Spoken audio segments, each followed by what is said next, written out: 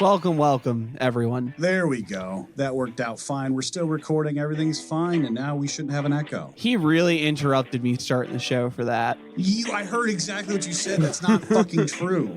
I didn't go anywhere. I heard everything. As I was saying, welcome. Okay. All right. I'm muting now. In the first aeon, I was the Great Spirit. In the second aeon, men knew me as the Horned God, Pangenitor, Panphage. In the third aeon, I was the Dark One, the Devil. In the fourth aeon, men knew me not, for I am the Hidden One. In the fifth aeon, I appeared before you as Baphomet, the God before all gods, who shall endure to the end of the earth. In this new aeon, I appear to you as CMN.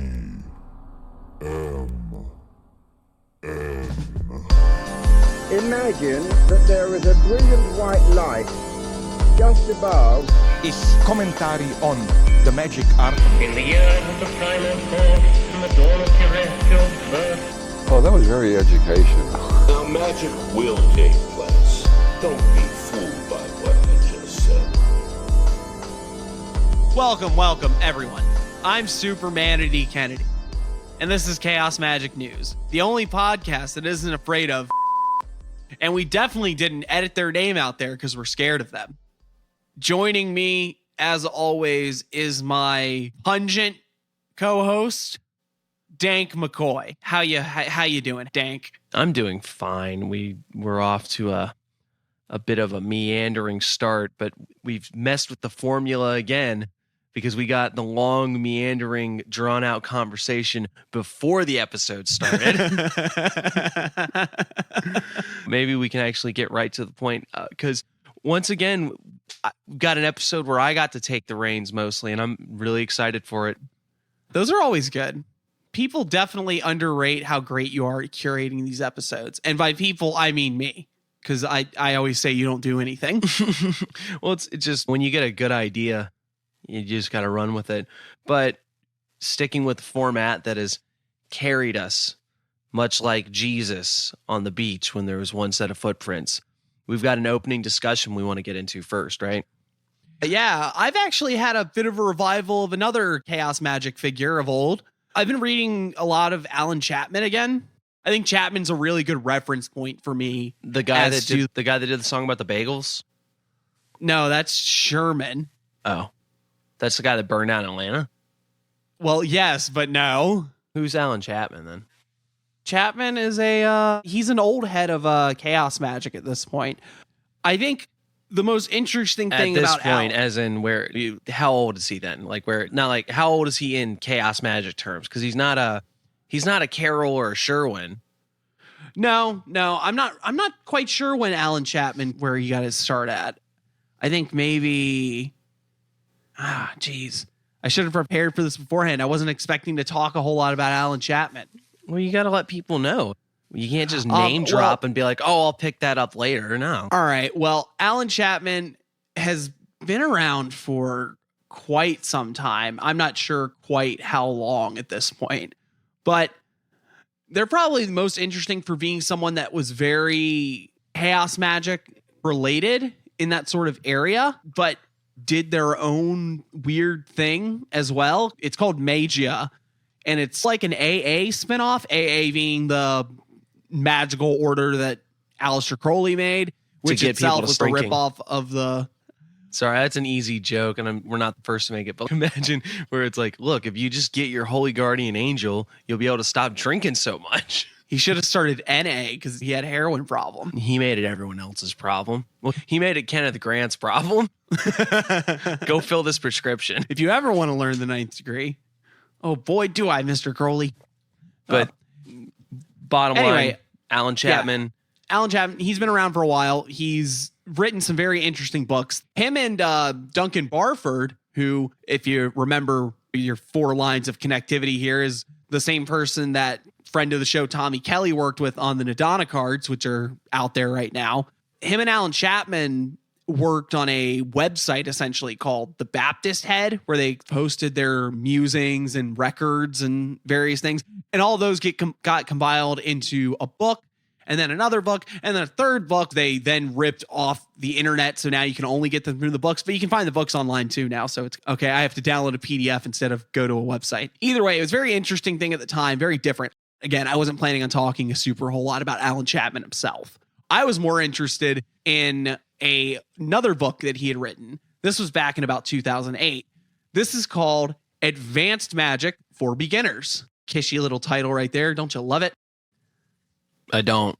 You know what? Maybe I should have led with this and just read the back of the book. A new paradigm that delivers a genuine transformation of occultism. The author assumes no previous knowledge, only a willingness to explore what magic offers. Yet it's apparent to anyone that with a background in the subject that Alan Chapman is drawing on a wide range of experience, from classical Crowleyan magic to Eastern metaphysics and back again to Discordianism and chaos magic. Alan Chapman's writing style is humorous, direct, seductively logical, and his enthusiasm for the benefits of magic is both tangible and infectious. And then on the back here, it says, Alan Chapman is a Western magician, a writer, and magus of the AA, and a member of numerous secret societies. He's appeared in the Fortean Times and Chaos International, and regularly contributes to the award-winning website, thebaptisthead.co.uk. See? Could have made that so much simpler if I just read the back of a book, right? Either way, he wrote this back in 2008, and it's not a bad read. It's, oddly enough, not something I would recommend to beginners. It's definitely better if you go in with some magical knowledge, is what you're saying? Right, yeah. I think it's, if nothing else, it probably won't make it harder for you to do magic. Especially if you don't know anything about magic and then you read this book, you'll get a pretty good overview of things, I think. But I think you can really only appreciate it as someone that has already been doing magic for a while, because then you kind of, you pick up on the drift of what's going on in this book. You read as between the to, lines. Yeah. I guess in the same way that I feel like Liber Null was written with the intention that it's probably for people that know something about magic. Anyway, I was reading through it and I got to one section that I thought was, you know what? I'll just say I don't know what I think about it. So that's why I wanted to bring it up, because you're a smart guy. You have various opinions on things. Who, me? Yeah. Neither of those things are true. You know what? I'm going to level with you. I needed an intro topic, so I just found this book and I just went to a random page and I thought, I will make this a conversation. I will force it to be a conversation. Now, damn it, you're going to listen to this and you're going to have a conversation with me. Square peg, round hole, square peg, round hole, square peg. What's the section? Okay, it's called It Was Like That When I Got Here. I'm not going to read the whole damn thing. I'm just going to give you like the key bits that I thought were interesting. Immersion in magic and the results obtained by practice will repeatedly lead the practitioner to a causality impasse, i.e. the idea just does not fit the experience. Now you can carry on assigning cause in a painfully obvious fashion, or you can fundamentally revise your narrative. No, I don't mean accepting Jesus into your heart. I'm talking about addressing the idea of cause and effect. After a couple years of daily practice, you may find something odd occurring. You begin manifesting your results without doing the actual work. That's right. You think something and it happens. Alas, this isn't as great as it sounds, as it tends to be those offhand or flippant thoughts that materialize. Any conscious effort to control the ability tends to dispel it. That's really the crux of it. There's a little more things, like he talks about how you can go crazy with that sort of thing and think you're a fucking big spooky so-and-so and trying to deal with the ideas of cause and effect. But I think what I really want to focus on, of course, is the really ridiculous claim in a lot of ways that you start doing magic and then you can just start causing things to happen without actually doing the magic.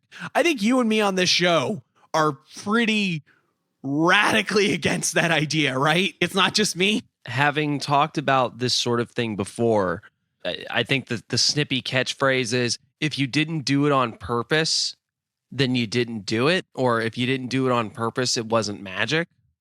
Yeah, if you thought something and then it happened, did it really? Did it happen because you thought of it? And I understand that is what he's talking about, where it's a re-examination of causality. But if you try to go with that idea that you will just find yourself thinking like, oh, what if this happened? And then it happened. One, you don't even have to make the assumption that one caused the other or that the two things are related in any sort of causal way, which is fine. I think that's what he gets at in this section, is that it's like you don't have to look at a very action or thought A caused event B, but it's an odd one for sure. And it can be very, I don't want to say it's not dangerous, but it can definitely screw you up if your goal is to like actually make things happen. Because having had moments like that before where I thought about something, or even in a more direct way, I've gotten an inkling of this is what is about to happen with this particular situation, and it was right. So you could even argue that maybe you can have that flash of insight of this is what's going to happen. But that almost goes to the same thing that Matt talked about with the tarot, where it's, I'm an adult and I'm smart. I know what's going to happen. Yeah, it's the Chris Hyatt thing. If you can tell people the most obvious thing that's going to happen half of the time, they'll think you're a god. No. The quote is, if you can just say what the most obvious thing is 10% of the time, you will be a miracle worker. If you can do it 25% of the time, you will be a god. Wow, was it really that low? Shit. Yeah. That's even when he even recommends of just once you have a very good grip on what the obvious thing is, if something good is about to happen, show up. If something bad's about to happen, stay away. Because then people will just start associating you with the good thing happening. Hey, whenever Kennedy comes around, good shit's going on. That was literally what he was advocating too. That's from the Psychopath's Bible. The point is that if you abandon causality in maybe a spooky woo-woo headspace sort of idea, or a paradigm of understanding non-linear events or synchronicity, that can be useful. I guess there's always that room we can talk about the idea of the unconscious desires that manifest in magical ways, or the apparent connection of, and I know you hate this word, inner phenomena with the external world, that sort of thing, where the things going on, the things going on in your psychic space. Yeah, in your mental. Yeah, in your mental area, manifesting out in the material area. You know, we can have that conversation, but I just think it's not a great idea to start operating in that idea of I thought of something and then it happened, because it's just the term magical thinking talks about that sort of thing. And magical thinking is not doing magic. That's the thing that it comes back to for me, because I know lots of people will tell you magical thinking has a magical utility, and I don't think it does. I think that magical thinking is a good way to make yourself a paranoid. That's pretty much all it's good for. Maybe in the sense of like you know what it is? It's because there's two sides of it. You either make yourself a paranoid, or you make yourself like a fucking toxic positivity person, where you're like, I only think about good things happening to me because I don't want to bring that negative energy into my life, kind of bullshit. Another good example here of, and it illustrates another problem of this sort of idea. High magic, as Peter Carroll described it, right? Mm-hmm. That sort of empty-handed magic, that magic that doesn't use the tools and doesn't use, and it's the magician interacting with no symbol system other than reality itself. That's all really neat stuff. But the problem is that the people who are really big on that's like what their practice is don't do a goddamn thing. It's an exceptional thing when it happens. It's fun when you get there, but it's not something that you don't do that at the drop of a hat. And even people who are very good, they don't do that all the time. That is not their normal MO. The person that will tell you that is their go-to form of magic are people who are lying. These are people who have deluded themselves into thinking that anything that goes on is because they wanted it to. This didn't manifest because it's not what I really wanted. And that's what that sort of, I thought something and then it happened. It's going to turn into another shape or another form of the mental gymnastics that you do to keep yourself from actually engaging with any of these practices to get what you want. Instead, you're going to be telling yourself that the bad thing that happened is your fault. The good thing that happened is also your fault, and you didn't do anything to make either of those happen. And now you've become someone who has gotten really good at molding external events that they had nothing to do with into being all about them. You know what? That leads into the other section of this that I want to read. So let me read that off for you, and we'll talk about what it says. If you're experiencing magic results without the magical practice, what does that say about the practice itself? It's bad. If we look at what occurs in an existential sense, we do not actually experience a cause. We see two consecutive events that share the same meaning, i.e. a synchronicity. There's no difference here between a full-blown right and a thought, other than a certain amount of effort. You are simply experiencing an increase in synchronicities, or to put it more precisely, your world has become more meaningful. And then there's a bit here about why would you keep doing magic then? And it's like, first there's a mountain, then there's not a mountain, then there is a mountain again kind of thing, where it's like, here's what he says. In practical terms, which necessitates operating in a causal narrative, you carry on as you always have done. The idea of something having a point or being pointless is simply not applicable when we step out of causality. So even if this stuff starts happening to you, you just keep doing your thing anyway. Don't sit there and imagine that every time you think something, it's going to make something magic happen. He even does advise against that. But honestly, I think the thing I take umbrage with more than anything is just this idea of that happening to you because you do more magic. And it's like, it hasn't been my experience. Maybe I just need to get good or whatever, but well, I think that doing magic can probably open in the same way that like being aware of Maslow's peak experiences or being aware of synchronicities can perhaps open you up to being more aware when they're happening or finding more things that fit the bill of that experience. True. I don't know if I would say that immersing yourself in magic is going to open the door for that sort of sudden thought transference. And this is one of those that I'm not drawing a line in the sand and saying I absolutely disagree with this, but I'm not so sure I would say that a thought and a right are really indistinguishable from each other, because that gets quite into that territory of any action can be a magical act. That doesn't mean that every act is a magical act, if that makes sense. I think he's in agreement with that, really, because it's the idea that it's, well, if a thought could be a right, then what's to say it's not a right? There's no difference between the two.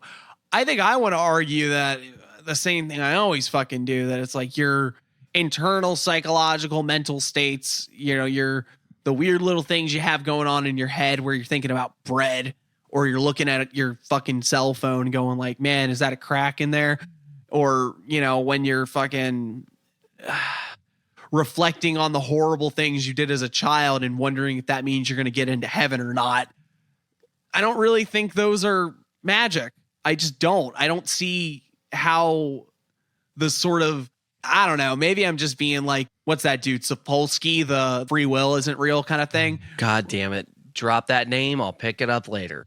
Yeah. My God. But I don't even fucking remember. I just know that he put a book out recently, and that's the only reason I remember the name. Katapolsky launching this conversation right over the fucking walls. There's no meaning to that besides he's a guy that says there's no free will.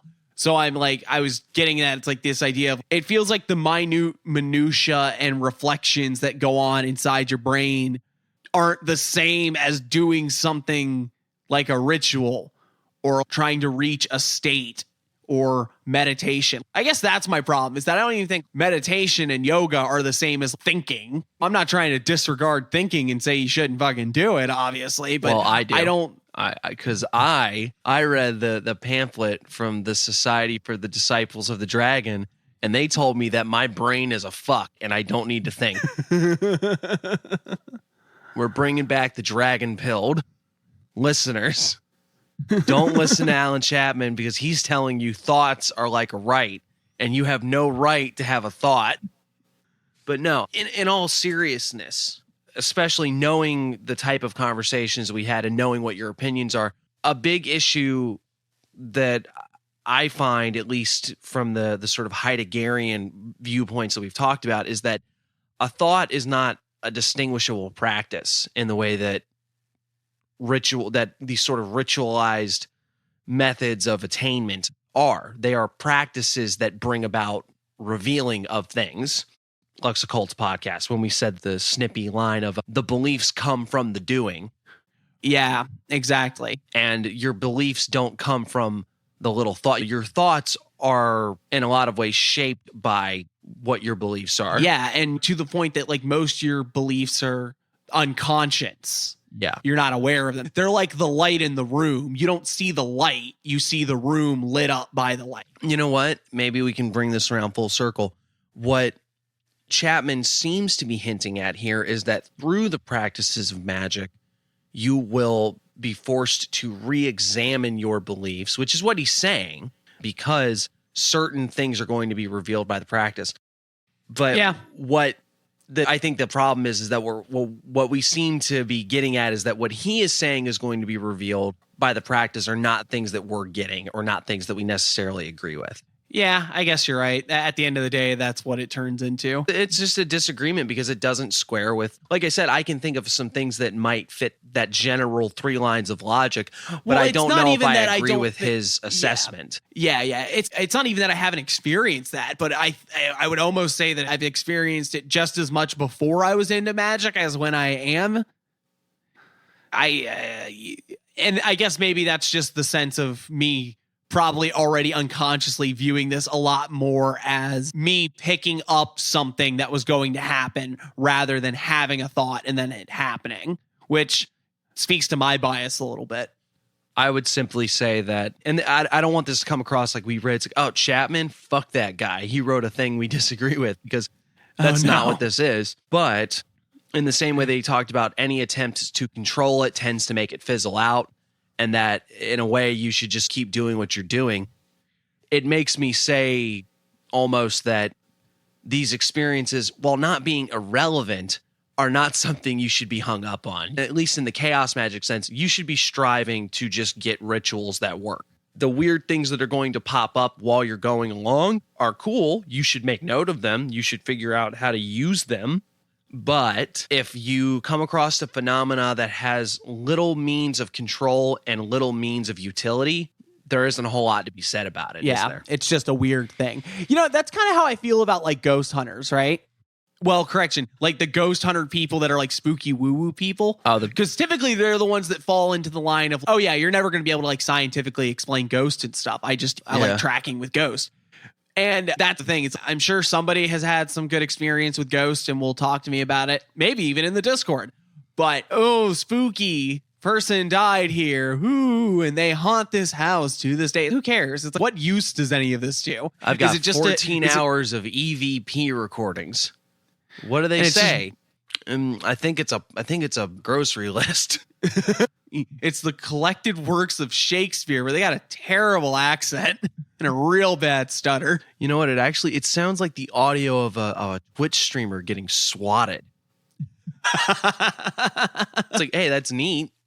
Yeah, it's neat. What's I going to do with it? Yeah, I'm going to put it on my short Patreon. Of it is, I don't really disagree. The thing I think is really interesting is I'm trying to understand what he means by you are simply experiencing an increase in synchronicities, or to put it more precisely, your world has become more meaningful. Because that sounds like some shit that I would say, but totally not the way I wouldn't come about it from this angle at all. It just sounds like some Jung.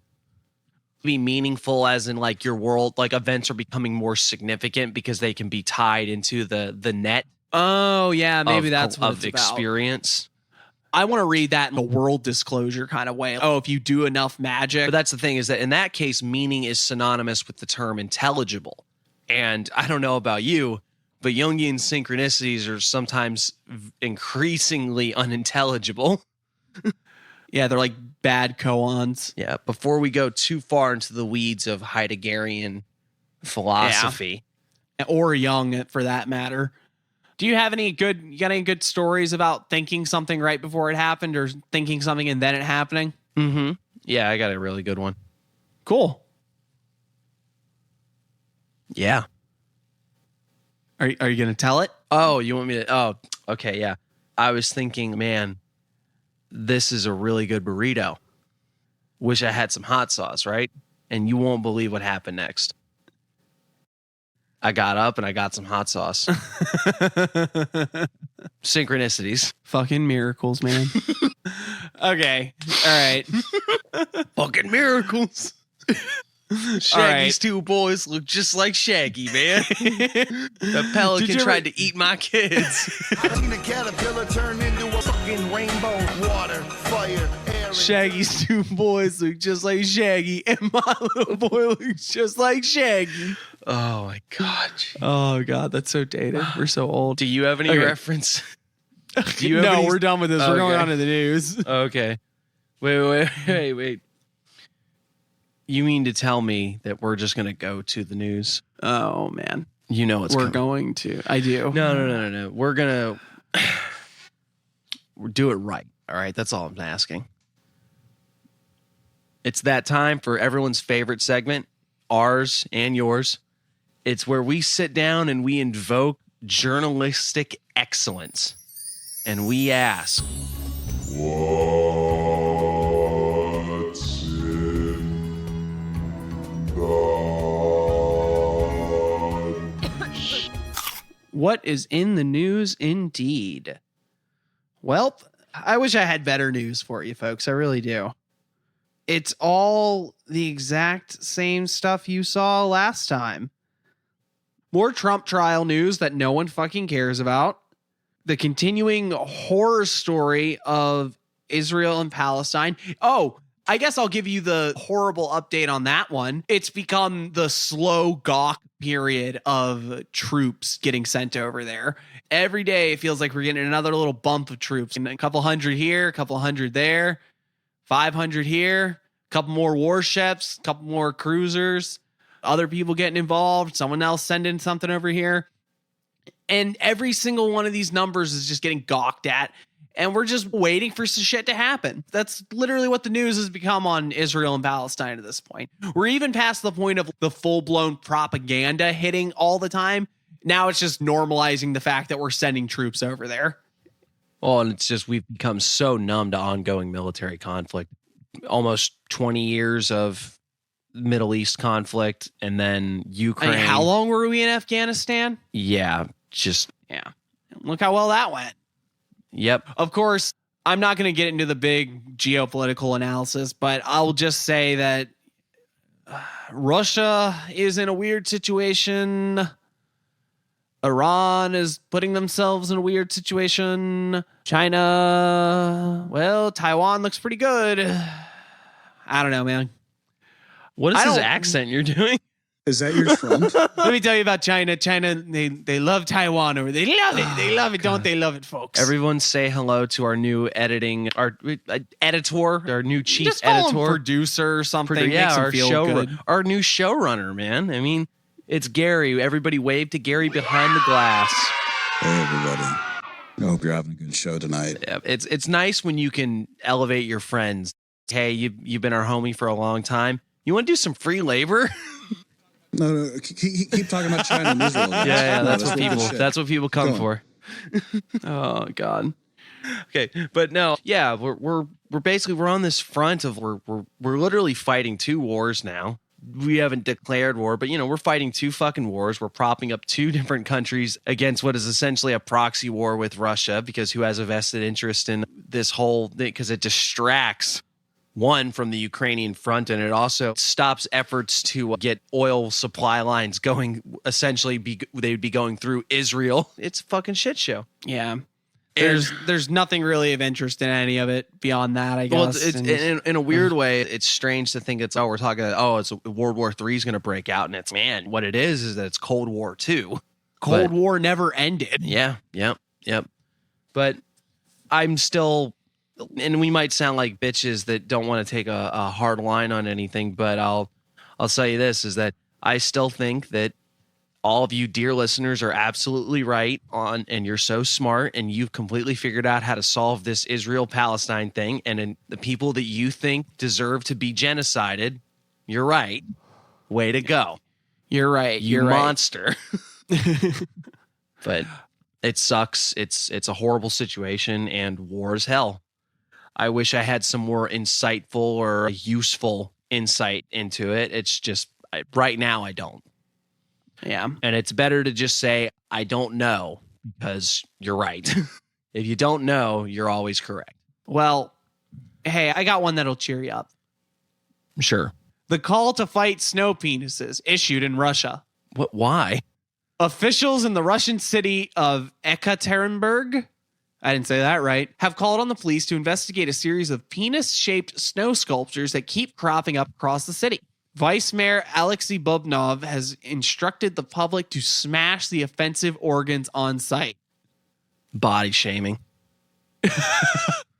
Some of these are really good too. They're not just like a mound of snow. Someone's got a nice pair of balls with it. Big snowballs.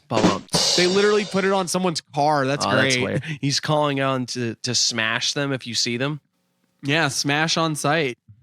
Like freshman first day. Do you think this is like a trend that's gone too far and people are getting bothered by it, or what? Like, no, I think Russia's incredibly like stifled. Is what it is. No fun allowed in Russia. Well, if you wanna kill your girlfriend on stream, we're okay with that. But no, don't make anything that looks like a pee-pee. That's silly. I mean, like, that's a headline that's right around. An online petition demanding the sculptor cease and desist has only attracted 33 signatures in more than 24 hours. So apparently Buvnov is really mad about it and no one else cares. Well, that's great. Now, what I'm wondering is this one person, or is this like somebody saw what was going on and now everybody's jumping on it? Oh, I definitely think that it was like one guy made like a couple of them and then a bunch of people started going for it. Yeah, well, shine on, you crazy diamonds. There's got to be a joke in here about the statues would actually be a lot bigger, but it's really cold out. So, ha ha ha. Yeah. Do we want to talk about the Biden issuing of a sweeping executive order on AI?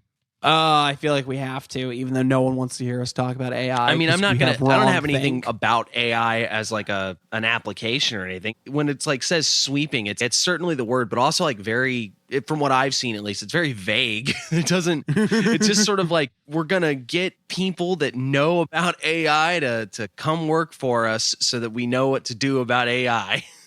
There does seem to be at least some mentioning of trying to get some real standards for how to train AI and like what can and can't be used to train these programs. Things that can be used. Other people's art. Things that can't be used. Designs of military craft. Things that can be used. Donald Trump's tax returns. Things that can't be used. Me falling down the stairs. I don't know what the hell to say about it, but it's interesting at least that there seems to, because executive orders are just now the norm of you want something done and Congress is completely non-functional, you just got to start signing shit and saying, hey, we're gonna do this. Yeah, I didn't say I can't. Hey, you know what, this is the first time this has ever been said unironically. Thanks a lot, Obama. I mean, they were a thing before him, but I feel like that he definitely expanded the powers in the office. And also in a weird way, the executive order under the Obama administration, the executive order under the Obama administration became like the thing that propelled it into popular consciousness. I was a child, so I didn't know, but I imagine there were a lot of grown adults that didn't understand the concept of an executive order until the Obama administration. Yeah, I'm sure. But with Congress being totally ineffectual, and I think we talked about this maybe on the show or maybe we were in the Discord, I don't know. But just the fact is that government regulation is going to have a hard time keeping up with this fast-growing technology. So maybe executive orders are just what we've got, like as far as actual government interference and sort of like saying you can't use it to make a Rouge the Bat that's as wide as she is tall. If we want to do that, that might be our only option is executive orders because they're fast. Because they can actually be. But then we're just going to run into the issue of like, man, I really don't want to have to vote for the guy that says that he's going to fucking get rid of any semblance of human rights we have left because he's the only one that's willing to stop the Terminators. Well, what's the problem is that when they start using the Chat GPT to write the executive orders. Oh, no. And then not reading them. And it's, oh, no, this executive order said I have to give my kidneys to the Terminator bot. Oh, no. Oh, no. It says I've abdicated for President Skynet. Oh, boy. All right. So that's my thoughts. It's in a strange way, considering how vague and sweeping it is. There's nothing in here that seems completely offensive and, oh, that's a horrible idea. It's mostly just government wants to get a handle on it, but it does open the door of this could be at least in sort of like a patching the tire way, a viable method of putting some sort of government brakes on AI before they completely. But I guess the other problem, though, is what does the state do? It props up capitalism. So it's not going to do too much to stop capitalism from using AI as a means to consolidate power in the hands of the capitalist class. I'm sure somehow they'll make this so like you can't make SpongeBob episodes with AI or something like that. What's that? You made a nasty AI video of Joe Biden saying pee pee poo poo. Prison. No trial. No, you go to the Mitch McConnell Stair Emporium. The memorial staircase. We ran your trial. We ran your trial with Chat GPT and you said were you were guilty. Now get to the stairs. Yep. Take him to the stairs. No, please. I just wanted to make fake Seinfeld. What else have we got? Let's see. Oh, Sam Bankman-Fried. He got found guilty on all the charges in the FTX collapse. This is one of those few things in the world that I don't think anyone had any positive feelings about this guy. So I don't think he probably, like, in all fairness, he probably didn't get a fair trial, because how are you going to find someone that didn't hear about this story and be like, man, fuck him? Fair trial. There's overwhelming evidence that he was guilty. So yeah, I mean, I guess, but you probably could have just walked in with a handful of like documents that said, ooh, he did it. Could have let he's stealing. That went through. Could have run that trial through the Chat GPT. Oh, definitely. Yeah. This is a case of just you want to go to prison really fast. Fuck with people's money. What were you thinking? We were just talking about this. You're gonna rip off the capitalist class? Yeah. The only thing I have to say about it is I assumed he had gotten convicted already. I had completely forgotten about this story. What do you think is an appropriate sentencing for him? Under the jail. Under the prison. Shit. All right. Well, did you hear about him being arrested abroad? What specifically? Well, he was like in a cell getting chewed on by rats apparently, and his diet couldn't be accounted for. He wasn't eating in some shit. Oh, boo. No, that's got to be some bull. Well, it's sorry, probably not. My gut No, says, oh, feel bad for the poor billionaire. He was chewed on by rats. Well, no, that's what I'm saying. He should be happy that he's not in a... I can't remember. Where the hell did he get locked up first? I don't know. I wasn't there. Hang on. I'm going to find out because I'm looking for it. Man, he's only 31 years old. A Should've just started terrible a fucking podcast. decision. Yeah. It was in Romania with the Tate brothers. That's what it was. No, it was the Bahamas. He got arrested in the Bahamas, which checks out according to what I just said. Yeah, I don't know. That I just don't know. That's that. Maybe I'm shooting my mouth off here. But if we want to talk about fucking with people's money and then seeing that, well, although this is almost the opposite. George Santos, they voted to expel him, and they were like, nah. House Democrats were like, well, he kept his money in the closet, which was really stupid. Me, I'm really smart, and I put mine under the mattress.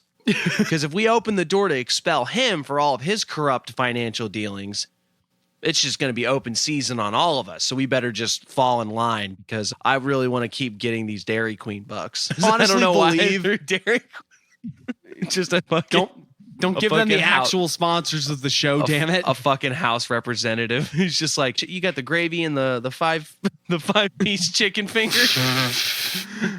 Lobbying at its finest. God. It is insane to think that a Republican congressman got saved mostly by a Democratic fucking but it's not minority. Because of what I just said. It was like they're fucking it's not, but it's one of those things that if people were actually paying attention to anything, they would fucking be like, that's weird, right? How does that work? No faith in institutions. Yeah. Nobody trusts these fuckers, and because nobody trusts them, they do shit like this, and no one fucking bats an eye. You know what I can't believe more than that, though, is how did they manage to get a vote that went this well this quickly? Weren't they supposed to be like having to do 75 fucking votes to get like anything to happen?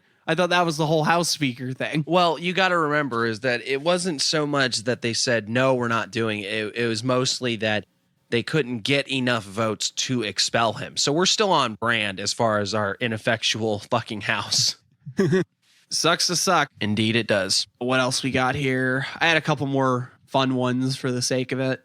Oh, wait, actually, I lied, because before we get to that one, we have to go through some more unfun ones. Did you hear about Mitch McConnell talking about Hawley's bill? No. Okay, so Josh Hawley is basically trying to put a bill to limit corporate givings in campaigns. Okay. Mitch McConnell warns GOP senators they'll face incoming if they give Hawley bill to limit corporate givings in campaigns. Basically, McConnell was like, hey, you know that bill that Hawley's putting out that would probably have bipartisan support as well as public support? Don't you fucking dare vote for that shit. Don't you dare. Don't even think about it. And they said, we don't have to listen to you anymore, Mitch. And they stare joke, haha. So I can't keep doing it. No, I mean, you start taking corporate money out of all of these elections and you'd watch day and night. It'd be so no, I don't even know if it'd be radically different. They'd probably just get a lot better at hiding where all this money is going. But most of us are so perplexed by the intricacies of corporate finance and politics that we don't know how these things work anyway. We know in an abstract sense that money goes here and then some chicken fingers exchange hands at the Dairy Queen. But right. We don't know. Yeah, we don't really know. Yeah, and the intricacies of it are there to find out, but you'd have to read a book. Well, you have to read a book, and you also have to trust that you're being told the truth. Real money is being presented in public manners, which we know it's not. It's in George Santos's mattress. Or it's it's all the fucking flights down to the Poconos that old Clary got. It's that sort of shit. We're just talking about money that went into campaigns and shit like that. What about you the have to actually trace? Graft? Yeah. What about the graft? What about the fucking shit that's, hey, I need you to make this look convincing fucking shit. Yep. And that also goes back to the no faith in institutions and incredibly cynical outlook that a lot of us seem to have about our politics now. And sometimes that cynicism can feel justified, and then sometimes it can be an armor that you wear so that you don't have to engage. And it's a challenge on both fronts, but that headline is totally a case of quiet part out loud. Yeah, we all knew that shit. We were like, nah, you can't do that. It's going to be horrible. But it's also the problem of it's very convenient to go, oh, yeah, the Republicans are really in trouble, but like Democrats do that shit too. I don't want to like both sides it, but same fucking thing. I've said it before. I'll say it again. These parties agree on all of the major points, and they're just going to keep going in that area over and over again to just keep doing the same fucking things that they've been doing forever. The problem with that is they have to act like they disagree on shit, and the things they disagree on are fucking nutty. Because it's like, well, shit, how do I differentiate myself? Like, oh, okay, I'll pander to like progressive politics. That'll be how that works. And then Republicans are like, I will claim that Sandy Hook was not real. Oh man, he still hasn't. If I remember, he still hasn't paid a fucking dime on that trial. They were like, you owe $47 billion, and he was like, do you take super male vitality? And he hasn't paid him a dime since, as far as I know. That might be a conversation for another time. Yeah, on a different show. Do an InfoWars breakdown. Oh my god. If we get to like episode 50, maybe we'll do the InfoWars the special. Alex Jones special. Yeah. Yep. All right. Just do a deep dive on the metaphysics of Mr. Alexander Jones. I'm sure we could get him on. I mean, well, he's got a lot of money to pay back. I'm pretty sure we could offer him a little something. We can pay him in it'll be all right. Everybody, a round of applause for showrunner Gary. I've been live tweeting you while this has been going on. What I mean by that is I've been messaging you in Discord all the things I've been doing instead of listening to this podcast. Oh boy. I'm just kidding. It's going really it's well. It's like, have fun with your show, boys. I'll be outside smoking and flicking cigarette ashes at the pool, boy. Exactly. Yeah. Yeah. There we go. His Speedo looks very interesting from this angle. Do we have any more headlines we want to get into? You said you had a couple goofy ones. Yeah. How familiar are you with birds? Birds aren't real.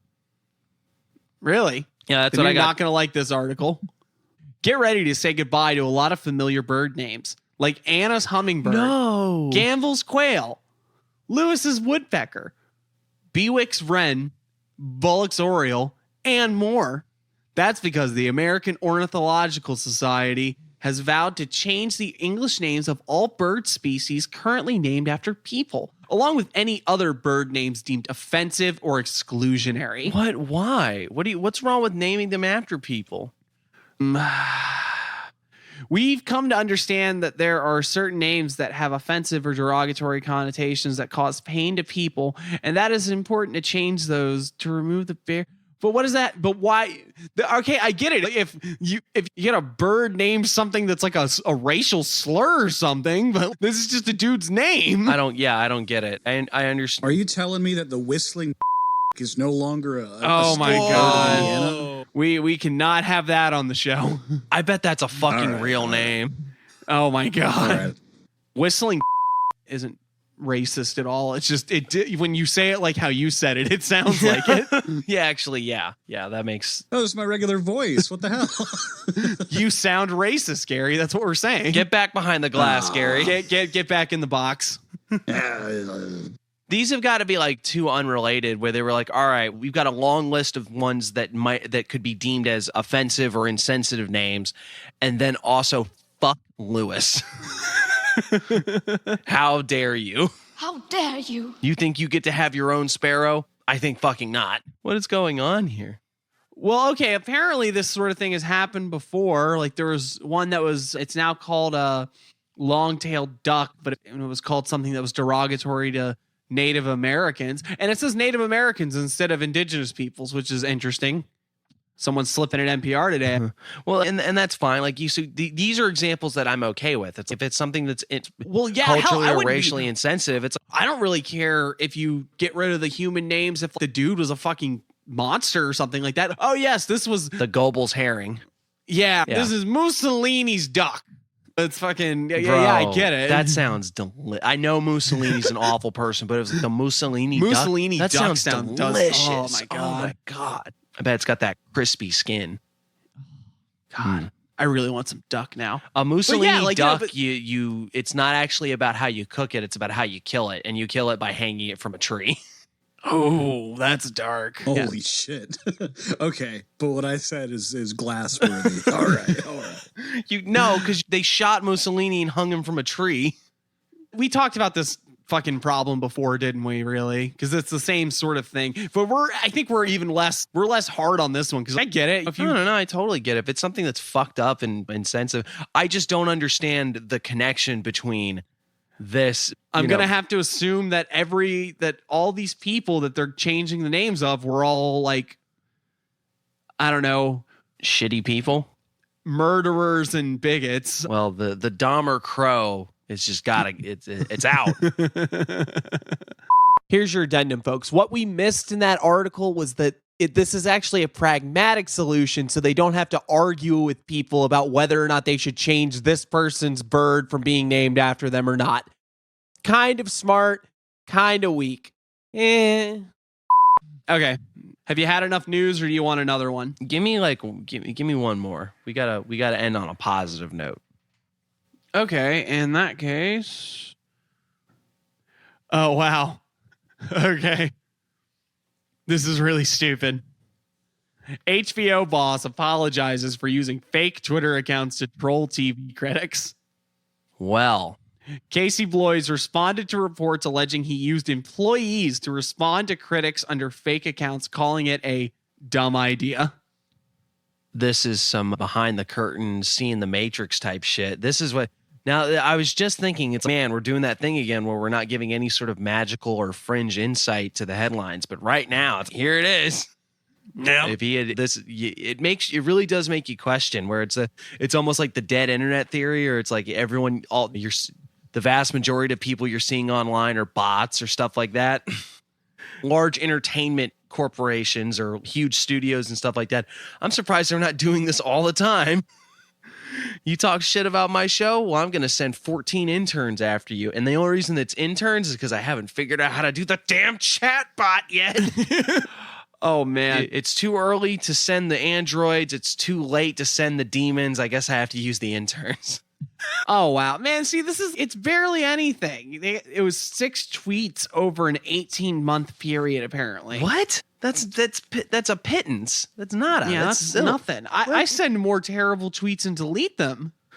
I do like the idea that how did they get caught? Did they mention that? Like, someone leaked fucking text messages between him and Kathleen McCaffrey, who's like a vice president of something over there. Okay, they had 6 conversations via text where they discussed a secret army that could respond to TV critics who gave HBO army. shows a You negative did review. 6 tweets. That's what I'm getting at. I guess they really suck at this. Like, you would think that the CEO of a company like this big, like HBO, would be able to organize people in some kind of manner, but get 6 tweets out of it, apparently. That just means that a bunch of the stuff that they were doing didn't get caught. That's all that means. And this is one of those cases where every once in a while, you really do have to look at who you're interacting with online or who you're reading online and wonder, is this a genuine person, or do you exist to be a mouthpiece for some much larger interest? Are you a piece of astroturf, as it were? I get that there are probably some people who genuinely really like the Teletubbies reboot. So when someone criticizes it, they start sending death threats. But it's probably not that many people. It's probably a lot more than 6 tweets, if I'm honest. Yeah, I don't know. I think the weird thing about it is that I find it impossible to imagine that you really need people to do that, because the thing about the proliferation of pop culture throughout every facet of our society and the wide variety of pop culture shit you are able to create and take in now and the various ways you can get through it, right? You would think somebody somewhere would like your dumb, stupid thing that you had enough money put behind for it to be an HBO show, right? So somebody's going to like it. At least one person is going to be fucking angry tweeting at this critic. Just wait for them to do it. Yeah. Another one of the adages of CMN at this point is that if he hadn't been caught, this would have been great. This would have been great magic, but it's bad not magic. Really, because he even admitted that 6 tweets over 18 months and it didn't do anything. Well, this is if he hadn't gotten caught, it wouldn't have been so. I am already thinking that this is a case of admitting to looking like an incompetent to hide the fact that you're actually doing something that's way worse. Yeah, fuck them tweets. He killed one of those with his bare hands. No, he sent an intern. Yeah, he picked an intern up and just hurled him. He threw him like a fucking boomerang. He stuck him on a catapult and launched him. But no, I get fascinated by those kinds of internet rabbit holes and it's one of those things that it's going to be exacerbated as AI becomes more prevalent, because it's going to start turning into, you got no idea when you're talking to a real person and when you're not, as far as like little bullshitty social media posts. Yeah, fucking, I'm surprised that there's not more like AI fucking tweet farms right now to begin with, because you would think it'd be the easiest thing in the world, right? Well, and it's interesting because in a way, social media has always been a battle of wills and narratives and of pushing different stories and ideas that we want to see. Right. And I think that AI is going to turn it into open season. People that have the time, energy, or specific know-how of where to apply the right pressure with the right kind of couple bots here, couple tweets there, that sort of thing. And you're going to watch these landscapes at war with one another. It will be a very interesting thing of nothing is on Twitter unless someone wills it to be. To quote, to paraphrase Burroughs, if you had an army of interns, who would you send them after?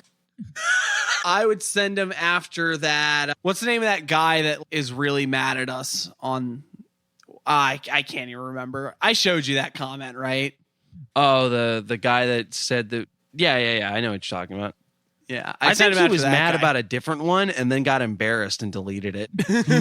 He said, I was on the wrong post.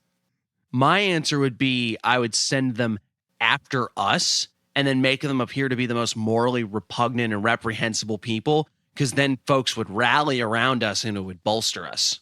Oh, that's a good idea. 4-dimensional chess on this shit. I'm going to look up how to make AI enemies programmed to murder you. I think you just like made a new business model right there where you effectively dox yourself for the sympathy. Oh boy. I don't think that's new, G. I think people have done that before. No, but you'll have an but LLC. This time it's automatic. And on that note, Yeah. I have a business loan to apply for, and we're gonna move on to the next section. All right. Okay. So what do we got for the culture piece this week, bro? We're no longer an occult podcast. We're a true crime podcast. And we're going to talk about crime magic news in the occult world. Certain crimes are considered especially heinous. These crimes are handled by an elite unit of... But the point is that I thought this would be a real knock out of the park culture piece, because for those of you who keep up with crazy TikTok internet phenomena, there's a court case for a TikTok psychic who, basically, giving you the broad strokes, accused someone of murder because the tarot cards told them, and they got sued. And it's been one. I don't hear the problem. Yeah. So It's been one bizarre shenanigan after another. Let's take a little dive in here, and then we've got some other similar stories in this vein going down. Jesus Christ. How does this shit start? Okay, it actually starts with an absolute tragedy at the University of Idaho. Well, of course. You didn't bury the lead very well on that one. Like, Oh, this yeah. is a murder, right? Yeah, murder is involved. This was in 2022. The early hours of November 13th, 2022, 4 University of Idaho students were fatally stabbed in off-campus Moscow, Idaho. Ooh. And on December 30th, 29-year-old Brian Koberger was arrested in Monroe County, Pennsylvania, on 4 counts of first-degree murder and a count of felony burglary. He is currently undergoing trial, I believe. It's an awful incident. I don't want to really get into his motivations. I don't want to talk about this guy too much. He did an awful thing, and he took the lives of some people who just absolutely, no one deserves to go out like that. And these were young students that were just really starting off their life, and it tragically ended far too soon. And because one tragedy deserves another, Texas resident TikTok psychic Ashley Gillard decided to get some internet clout and some attention from everybody by doing tarot card readings and accusing a University of Idaho professor by the name of Rebecca Schofield and saying, nah, she did it. It was her.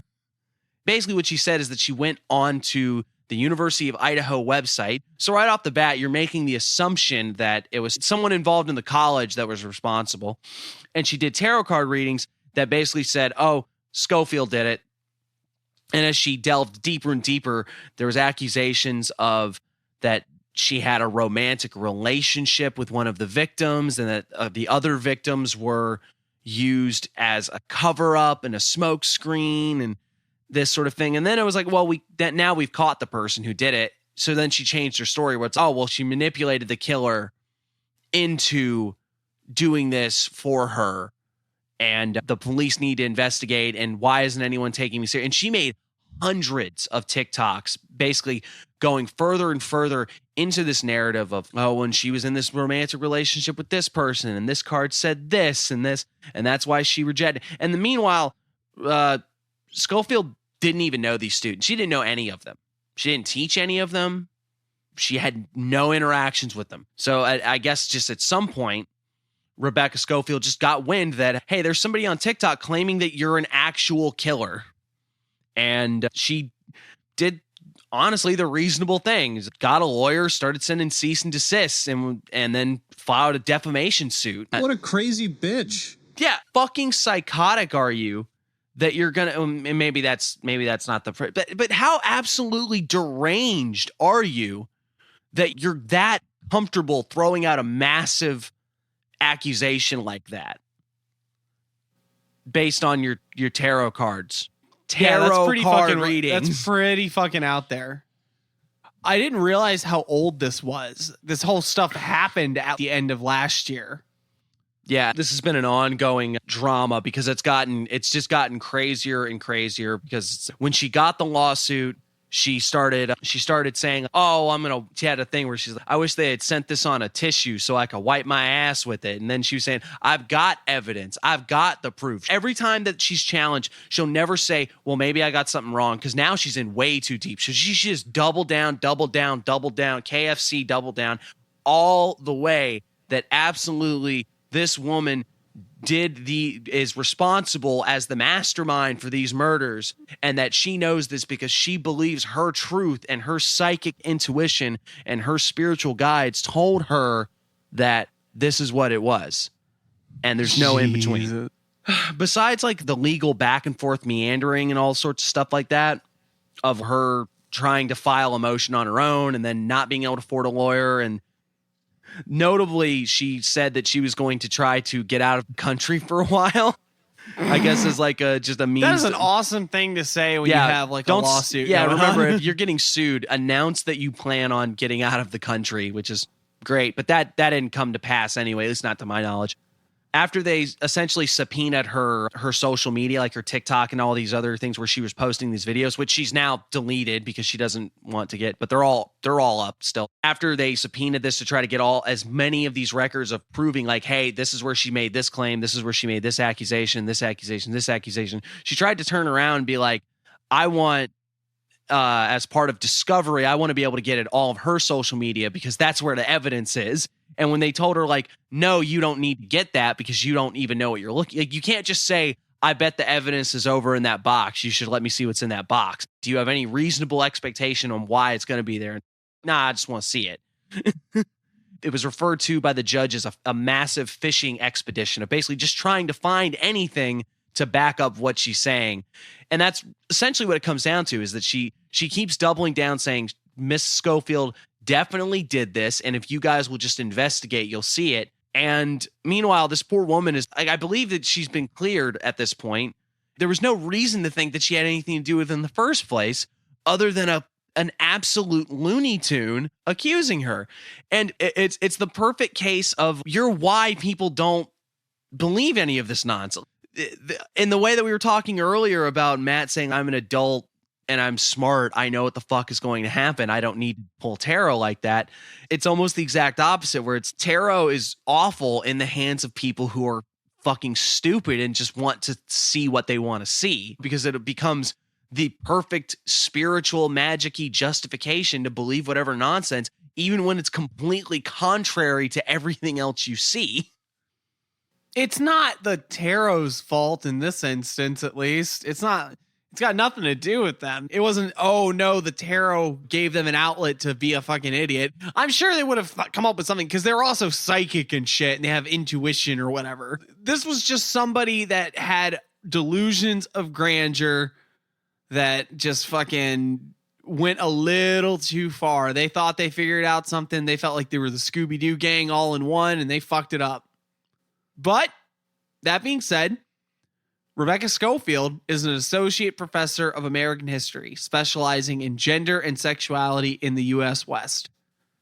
She deserved it. What the fuck? The hell's the matter with you? Wokeness. Oh, Jesus. No, that's terrible. Yeah, Could you just imagine? Imagine you're working. Imagine you go in for your shift at the Dairy Queen, right? And find out that 5 customers that you weren't even there the day that they got their chicken finger basket with the sawmill gravy, right? You weren't even there that day. And then you find out later all of them got shot by a catapult.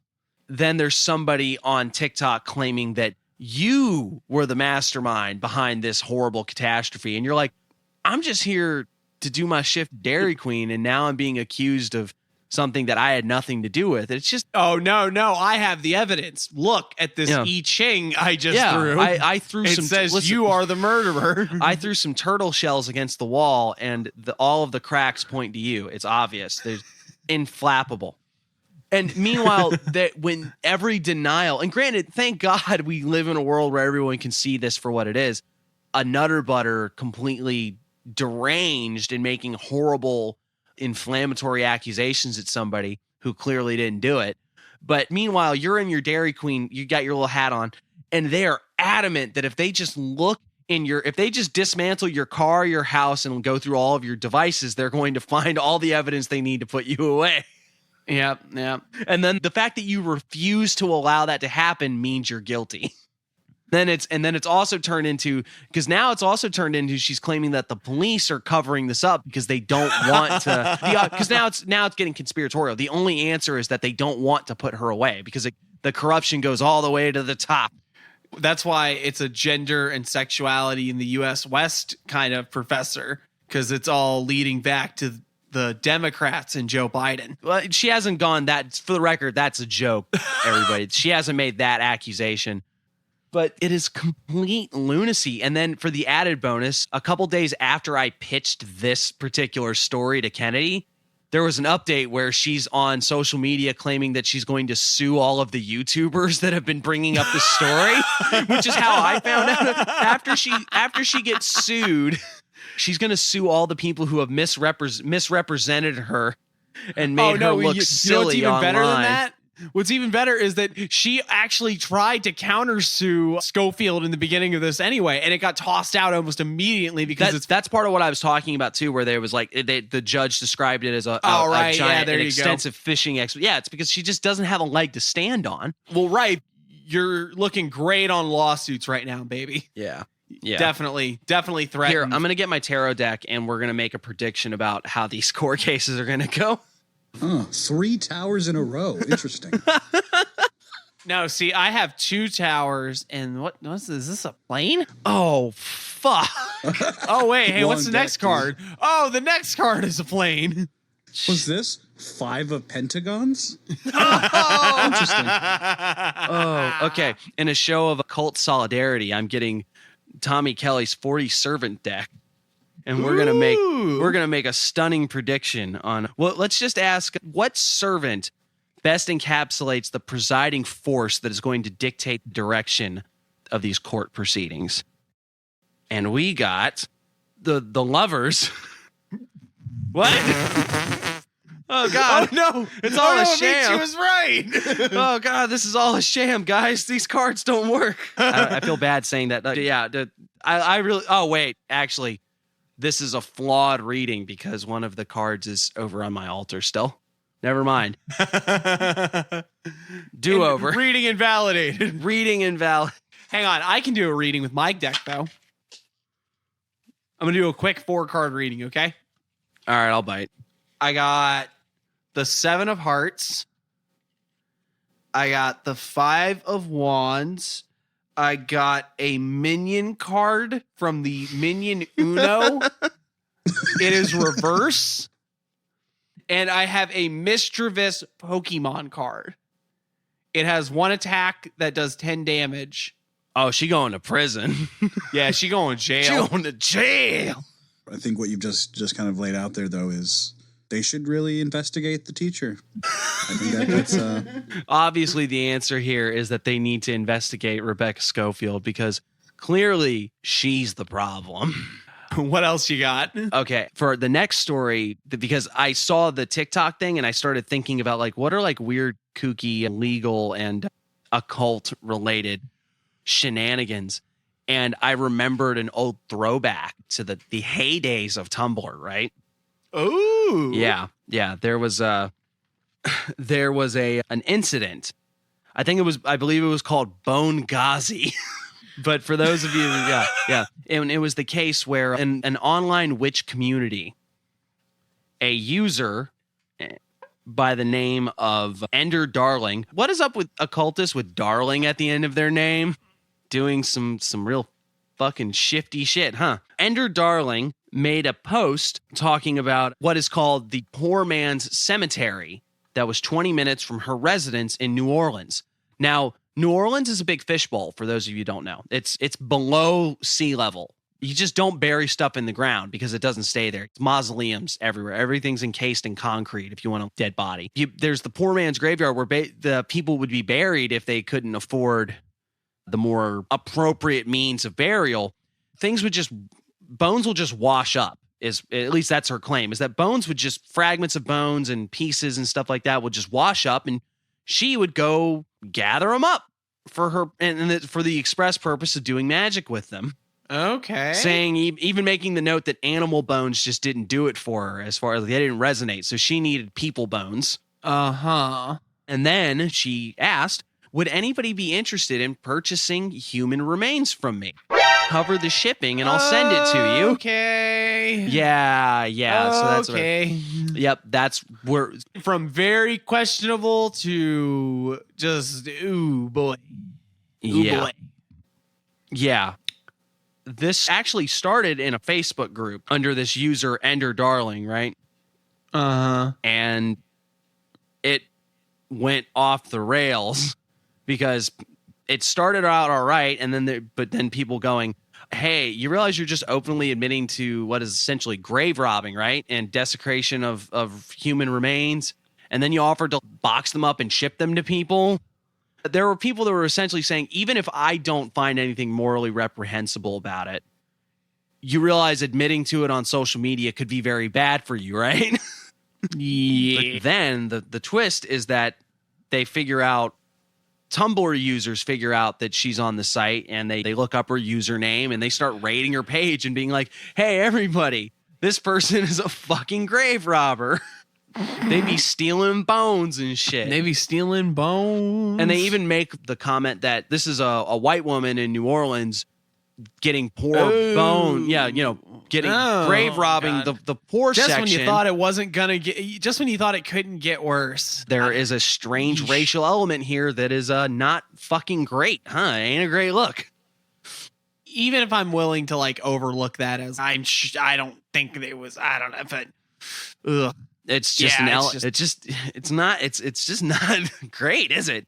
And the thing is, this actually turns into a real legal problem because this gets to the district attorney in Louisiana, and they decide they're going to investigate, and they talk about how there might not be concrete rules about what they're doing isn't legal because they're taking bones, but there's basically saying we don't know explicitly what we're going to charge her with, but we could charge her with something because this is you can't just take somebody's uncle's femur and walk out with it.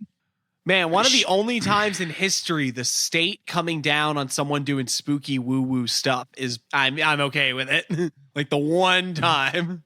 Yeah. She eventually publishes a response that saying things like she wasn't doing this to try to make money off of anybody, and that she was just saying like this was like to try to cover shipping costs, that sort of thing. The way these washing up is I felt like nature wanted me to have these things, and there's something that I honor in my practice, and blah, blah, blah. And it just doesn't go well because once the internet hate mob is after you and they're out for your blood, they're out for your blood. You're not going to appease them. But it comes to a head when she's actually arrested.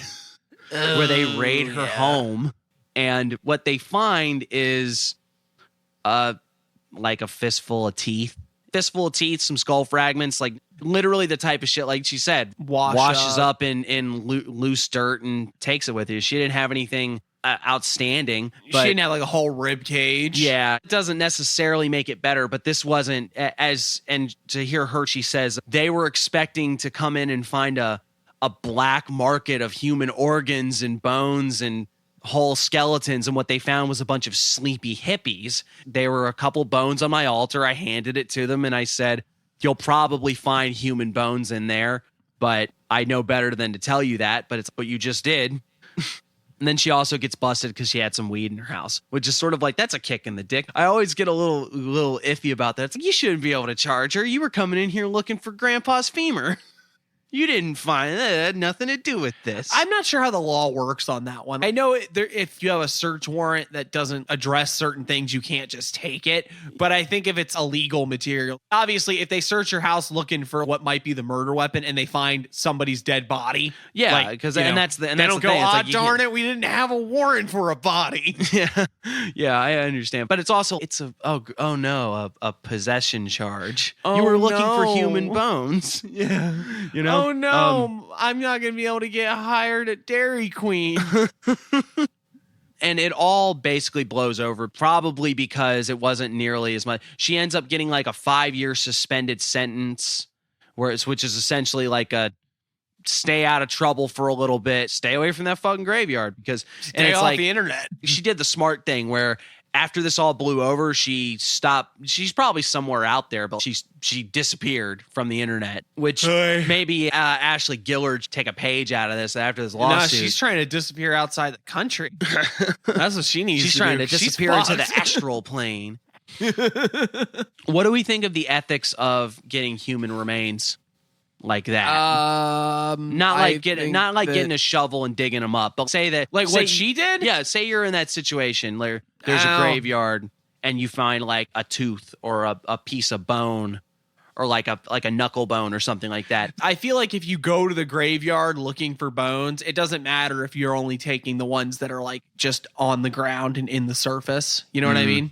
Okay, yeah, because what about people who go into graveyards and get graveyard dirt and stuff?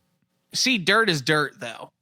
Dirt. Like I understand that there's going to be a microscopic amount of bones and decayed flesh and shit that's broken off from it, but it's dirt. But it's dirt. In fact, that's a great way to demonstrate my point. If you're going for graveyard dirt and you find a tooth, I don't know how I feel about that. I don't think it's probably the worst thing in the world. But if you go to the graveyard going, ooh, I hope there's a piece of someone's skull or maybe a tooth sticking out of the ground, I feel skeevy about that. I would genuinely be concerned of that sort of thing where it's, wow, man, how do I explain why I have bits of human remains in my magic stuff? Well, see, if you just tell them that it's part of a saint, then it's fine. I'm holding it for the papacy. I'll go on the record and say that after I die, you guys can have my bone. Patreon users or Patreon subscribers, you can, after I die, you can have one of my bones. There you go. I'm very much a person of when you're dead, this is an empty vessel, so do what you want with it. But also, that's my body. I'm respectful of other people's, and I wouldn't. It's sort of the ultimate, like, you are your own possession kind of, you are your own property kind of thing. Even if I'm dead and I don't exist anymore, my body, that's still mine. Like, bro. Hey, when I die, leave my room just how it is, and no one touch my stuff. All right, word. Hey, Gary, can you come out behind the glass real quick? Yes. What do you want us to do with your body when you die? I was hoping you didn't ask me any of this because I have a complete opposite opinion on it. Oh, yeah? I think bodies should work like copyright law, and then after 70 years, you can do whatever the fuck you want with them. Oh, man. That's not even a joke. I'm serious. I don't give a fuck about bodies. I think we should all go to graveyards whenever we want and go pick up the coolest head. Oh, Gary. You admire the moxie of that statement. I absolutely do. You know what? Balls on the table, man. I like it. With that in mind, what you should do with mine is after 70 years, you should make a really cool, like, marionette. No, yeah, it's going to be the Gary reboot. Then at that point, AI will be pretty stout, and then you could like put a voice box in them and like a little Raspberry Pi and make them talk and do shit. Gary, we already did that 70 years ago. Hey guys, I'm loving this podcast. Yeah. Gonna craft him some bionic robot limbs. Gonna code an electronic voice for. So when the people come and glancing, he'll be singing songs and dancing. All right. I'll go die right now. No. We'll kickstart this shit, hell right? yes. No. Death. Do a flip. Oh boy. Now here's the bigger thing too, right? There's a very strong magic principle that both Ashley Gillard and Ender Darling should have been following. Do you guys know what that is? What? Listeners, do you know what that is? Subscribe to the Patreon? Yes, but no. To keep silent Because there is no yeah. And Ashley Gillard's a little different because the entire nature of what she was doing was the purposes of clout. She wants to get attention and she wants to cause insane. And just because she's drinking her own Kool-Aid, because she might not believe anything she's doing at all, but I feel like she would have bowed out if she didn't believe this. Yeah, but even if she's drinking her own Kool-Aid, like you said, she's doing this for attention and clout and notoriety. Absolutely. And to flex on them hoes that she got psychic powers. Yeah, 100%. And that's a little different, but it's still that thing of, if y'all hadn't been so fucking loud about this, and the same with Ender Darling, if you weren't so fucking loud about this. It's a really stupid situation to be in that you got raided by the police because you told people you had human remains. Yeah, you know me. I don't like the word objectively at all, but that is like objectively a bad move. Rap witches telling all their business. Get on the site and be their own star witness. Oh my God. No, but honestly, just fucking don't. You're telling on yourself. Shut up. You don't. Shit. Yeah. Just the dumbest way to get caught. What I think is also interesting about this is that that's not the only parallel. The other parallel is that it's two people doing very ethically gray area sort of things, right? Taking human bodies, even if it's just sort of washing up on the, the dirt, essentially, that's kind of sketchy. Accusing someone based off of a sincere belief that they are guilty, but because of your magic powers. Yeah, and that's the crux of it. It's like saying, I think someone needs to be investigated for this, this, and this. You can be wrong about that, and you can still do it. Like, it happens. People make false accusations on the internet a lot. Conspiratorial thinking and stuff like that abound. And sometimes you get sued for that too. We talked about Sandy Hook. He said some shit that just wasn't fucking true and very damaging. But the difference here is that the woman's catalyst for this is a belief in a sort of spiritual insight that was gained through a magic practice. The best case scenario is not that it isn't, oh, you're just maliciously making shit up. It's you're delusional. And then I guess the one thing about it is, well, back to what I said right at the beginning, where it's like, there are people that really don't need to be doing magic because you're not equipped to make proper rational interpretations of anything. The tarot cards are going to make your natural ability to think up dumb shit even worse. Right, yeah. Two people that should have not said anything, just should have kept their mouths shut, should have kept silent. Two people doing ethically ambiguous things that are very, very questionable based on the fact that they are magic practitioners. Because, again, that's the whole reason that she thought she could accuse some people. That's the whole reason she went and got bones. Mm-hmm. The other side of this is that neither of these people seem particularly grounded in any sort of, well, you know what? Actually, maybe that's not fair because obviously fucking Psychic Girl is completely off her meds, but the other one, her magical practice could be on point. She might just be dumb. She might have just been like, oh, I think I got to give these people the bones because that's what the bones would want, which is fucking stupid. But like, maybe her magic's pretty together, pretty. I don't know. Ugh. Yeah, without knowing more. And the other thing is like that was from like 2015, so this is a ways back. But at the very least, you could have just remembered that last one. Keep silent. In a phrase that is becoming more and more common in my life. The next time you could not. You had a couple other little things, though. I had some that weren't really like, these aren't court cases, but there was a woman who was being catfished by somebody where she basically had all the signs. She was asking the right questions. She was like, send me a picture. I want to see what you look like. Or send me a picture of you doing this so I know that it's actually you taking the photo and stuff like that. Hey, why can't we video call? Or why don't you pick up the phone and call me here and this, that, and the other. And she's doing all of the right things to try to actually verify if this is a person. But except just accepted that it wasn't real and she didn't get the answers. Yeah, instead it was too good to be true. But what she did to assure herself is that she got her friend to do a tarot reading. And her friend fucking lied to her.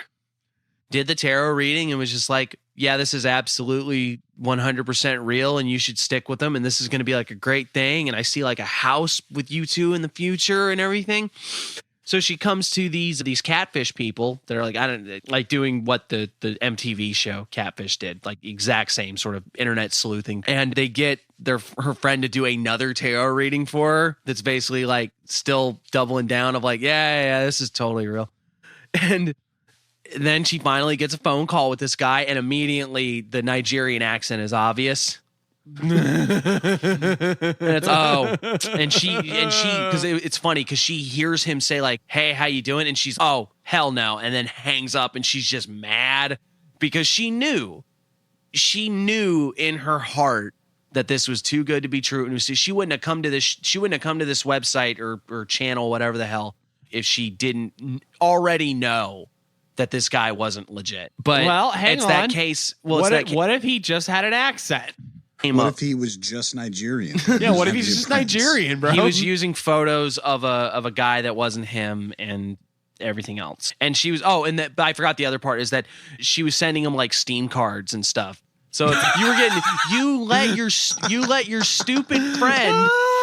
You let your stupid tarot reader friend convince you that this guy was legit, and then you sent him thousands of dollars in like fucking Steam codes. He got all the fucking V-Bucks. Yeah, he's doing. He got every skin in fucking Minecraft. He got all the battle passes, man. It's just that there's a certain type of person that doesn't need that. Like, you don't need this. What you need is a Dutch uncle to be like, hey, quit being dumb. This is stupid. Do not do this. But instead, this woman let the tarot. Let her friend. That's the problem here. Yeah, this isn't Taro's fault. This is just her friend. This is just the fact that you took advice from your friend who's probably dumb as hell. Again, it's actually your fault. Listeners, don't take advice from your friends. Only listen to us. We are not your friends. We're not.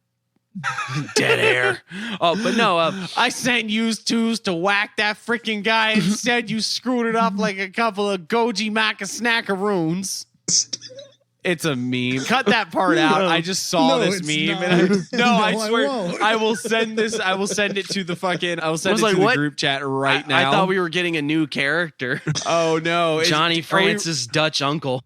Oh my god, no! You do Johnny Francis's Dutch uncle. I'm tired of doing characters. Johnny Francis haunts me in my dreams. Well, Johnny, I do know, and it is my job.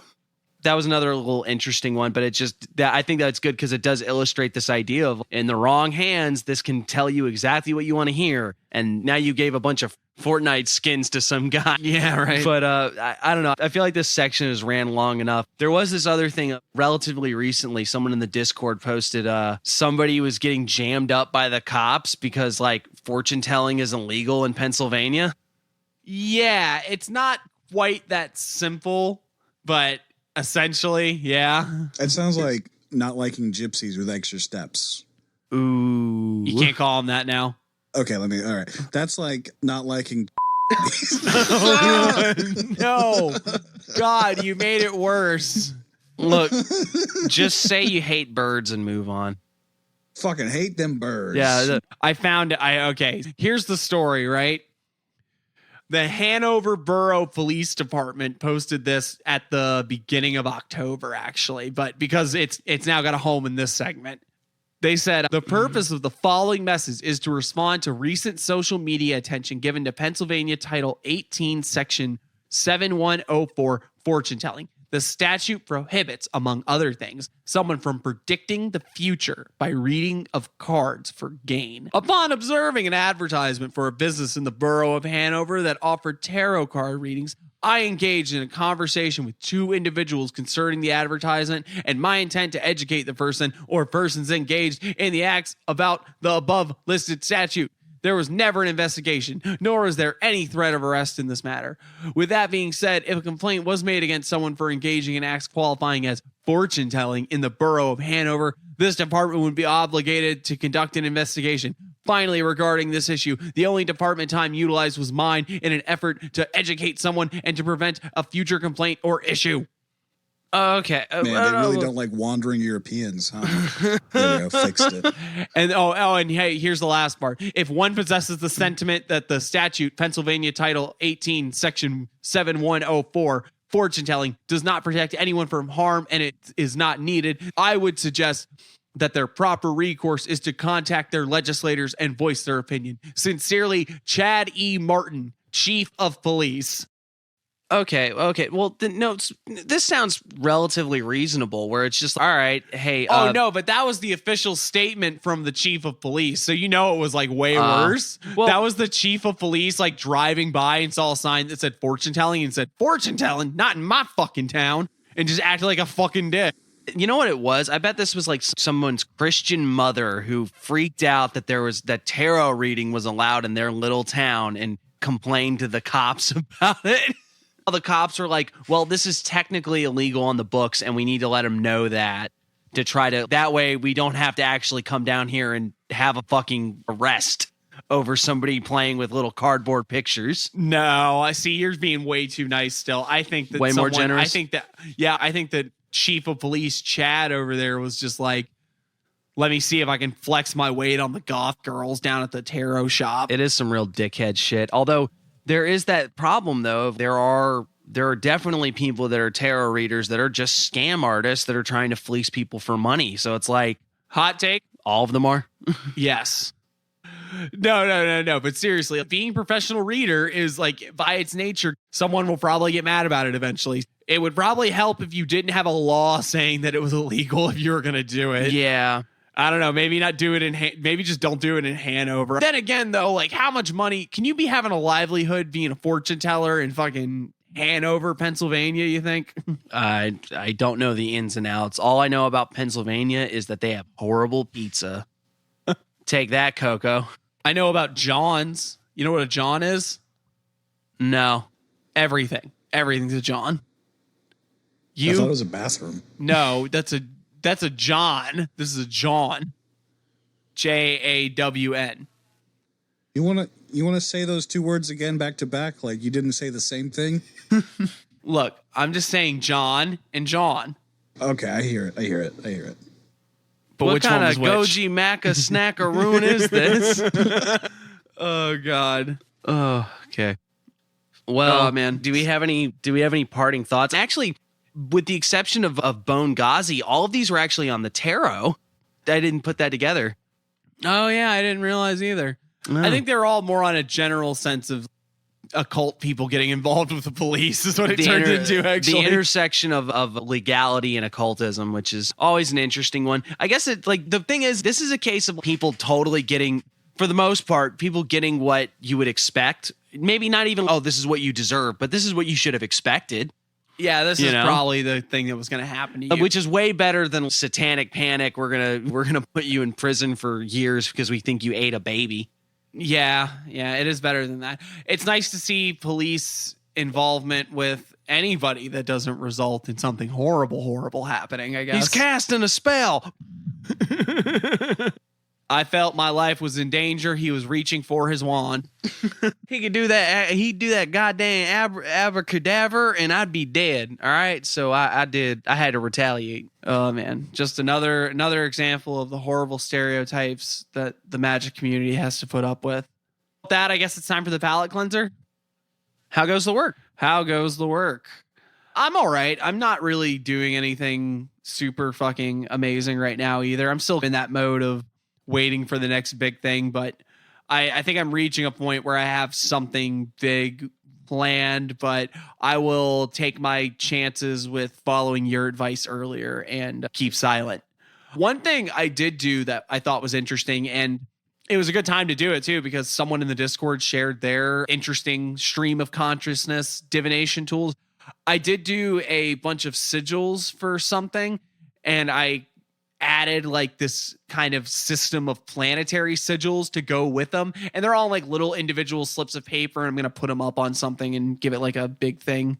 So, but it was cool. It was I actually do recommend, based nothing on results here obviously because I haven't done anything, but I do recommend the process of trying to do the unconscious construction of a sigil. Just have the intent in your mind and then create a glyph that represents it. It's underrated.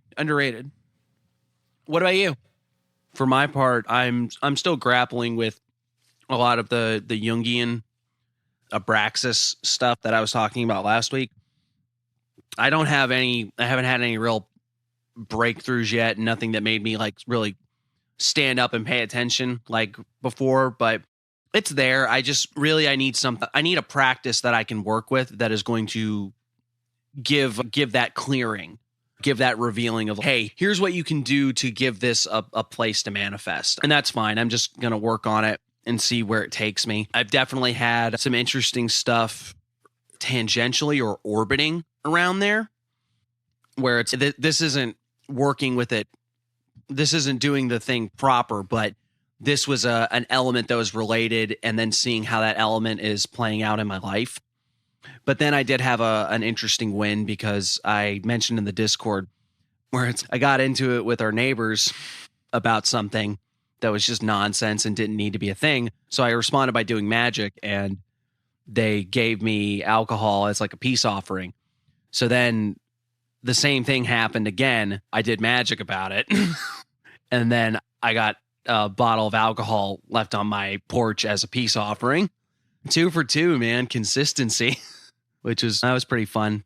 I even had a question where it was like, are you an asshole? Anytime somebody gets on your nerves, you just like pull out your Harry Potter wand and go, presto changeo. You know, you just throw in magic at whenever, but like at the same time, that's why you do this stuff. It's all right, I have problems and I don't always have super direct ways to solve them. So you go with the spooky thing. Yeah. Sometimes you just go with the spooky thing because it's fun. Absolutely. And I will say that I think I've had the most fun with the ritual section of Liber K, because it really is free. A lot of your limitations are off. So it's not as easy to like just, because like the shamanic stuff, it was very easy because I can go walk into a corner and go into a trance and do magic. This, at least, I had to create a meaningful definition for what I consider ritual, and then I have to stick to it. And that is the only limiting factor. But everything else, you can use whatever goofy accoutrement you need and direct it however you see fit, as long as it fits that definition of what a ritual is. So I've been enjoying that quite a bit. Hell yeah, man. Other than that, we have that collab thing that we're going to work on, and hopefully that's going to... Oh, yeah. Well, that's what I was talking about when I was thinking, I think I got the big thing together. Yeah. And maybe we can shoot towards the end of the year. December's next month, but maybe have it ready to go towards the end of the year so that next year we can start fresh with that. I think I have an idea. I'll let you know, though. That's going to be something else I keep silent on. Well, with that said, this has been Chaos Magic News, the only podcast that is definitely getting paid in Dairy Queen chicken fingers. As always, if you or a loved one have been affected by TikTok psychics and would like to report your information to the nearest authorities, you can do so at chaosmagicnews.com, our website. We'll have articles, links to the pod, interviews with some of the most interesting people in the world, and maybe even some other stuff. We're also on social media at Chaos Magic News. You get all the dank memes you need in your life. And we also have a TikTok that's got goofy little clips. One we even wrote in this episode. We also have a TikTok where we accuse people of crimes they did not commit. Because my I Ching hexagram told me so. Other than that, co-host, would you like the last word? Gary, would you like the last word? No. No is literally the most common response that we've had for all of the last word. I've been trying to give it, that's why I got to give it a co-host. All right, thanks for listening, everybody. All right, we'll see you next time. Bye-bye.